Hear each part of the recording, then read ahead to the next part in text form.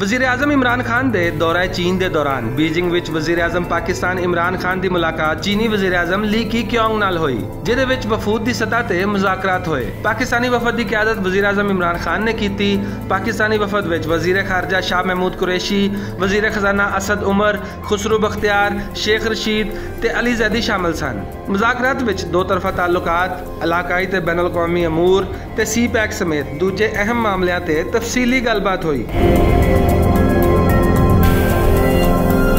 मुलाकात के बाद चीन ते पाकिस्तान के दरमियान दो तरफा तावन ते मुफाहमत दियां याददाश्तां दे 15 मायदियां ते दस्तखत होए, जिन्हां विचों ज़राअत, इकतसादी ते तकनीकी तावन, हायर एजुकेशन कमीशन, पाकिस्तान ते चीन दी साइंस अकैडमी, इस्लामाबाद ते बीजिंग पुलिस के दरमियान तावन, चीन दी अकैडमी ऑफ साइंसिस ते पाकिस्तान दे मैट्रोलॉजिकल डिपार्टमेंट के दरमियान मायदियां तो अलावा पाकिस्तान विचों गुरबत के खात्मे लई मुफाहमती याददाश्त ते भी दस्तखत होए, जिन्हां विच दोहां मुल्कां दे दरमियान ज़राअत ते इकतसादी ते तकनीकी तावन दे मायदे भी शामिल ने।